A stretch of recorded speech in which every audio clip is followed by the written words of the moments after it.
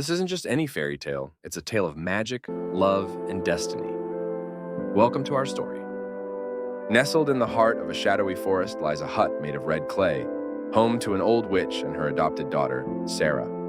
Sarah is used to take care of the old witch's well-being. One fine evening, a young man came up the hill, approaching the witch's hut. At that time, Sarah was combing the witch's copper-color hair. The young man named Harry makes his way to the witch's abode. His heart is heavy, his intentions unclear. How dare you come up to this hill? What is the fear of the one who has already decided to die? If you wish, you can turn me into a chicken and eat me right away. The witch asks him, "Tell me, what was the difficulty you are facing?" Sarah, sensing the stranger's distress, offers him water as he reveals his torment. "I loved the girl next door, but her father dismissed me, seeking wealthier suitors." Intrigued by his plight, the witch decides to help. She went down the hill and brought the black duck from the pond. Confused, Harry asks, "Are you going to make black duck curry now?" "No, this duck will lay eggs whenever you command. Make money by selling the eggs, and show you can support your love." But the path to love is rarely straightforward. Before it got dark, Harry returns, dismayed by rejection. The witch asked, "I thought you would come with your wife. Why do you come with such a sad face?" Her father does not appreciate the idea and said, "If he leaves my white cat, it will kill and eat the black duck in an instant."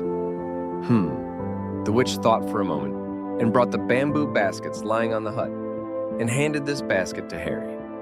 "Flip the basket over. Whatever vegetables you desire will appear beneath it. This offers a great business opportunity without any investment. Explain to your future father-in-law that this vegetable business will provide well for his daughter." He left with the basket, but returned with it the next evening. The sorceress, surprised, asked, "What did your uncle say this time?" Without fully appreciating the value of the basket, he said, "If I light a fire, the basket will burn to ashes, and then my daughter's life will be ruined." The witch thought for a long time and got an old piece of wooden box from a corner of the hut. "This time, your future uncle will be very impressed with this idea. Place your hand in the wooden box, and the object you desire will appear in your hand." Harry left, carrying the wooden box with him. The next evening, while returning, he dropped it in front of the hut. The witch asked angrily, "Didn't this box work for you either?" "Don't mention his name to me. My stomach is burning from his words. If you knew, you'd be furious too." "I need to know exactly what he said," the witch demanded furiously. Sarah, who brought the fresh water for Harry, said to Witch, "Mom, why are you so angry? Your health is not well these days." After a while, Harry said, "My uncle looked at me suspiciously. It looks like it is from the witch on that red clay hill who is granting you all these wonderful things." My uncle looked at me, gritting his teeth, saying, "Why don't you marry her adopted daughter instead of my daughter?" Hearing that, Sarah shyly went into the hut as if she had some work to do.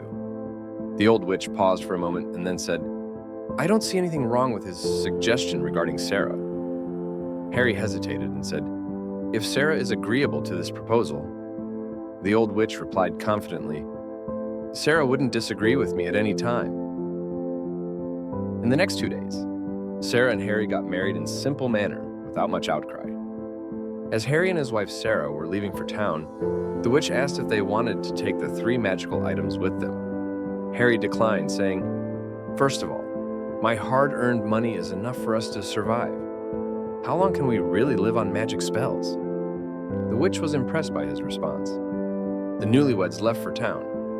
On their way, they stopped to rest under a tree by a lake and opened the package containing bread from the witch. Inside, there was also a letter from her. In the letter, the witch wrote, "My dear son-in-law, don't be too pleased thinking you fooled me into letting you marry my daughter. I understood your true intentions from your first visit. It was clear you were really here for Sarah. I remember how you used to watch her in the forest. The magical items I gave you were to test your love for her. I knew your story about loving the neighbor's daughter wasn't true. When you returned the wooden box with its powers intact, I knew for certain how deeply you cared for Sarah. May you both live happily forever.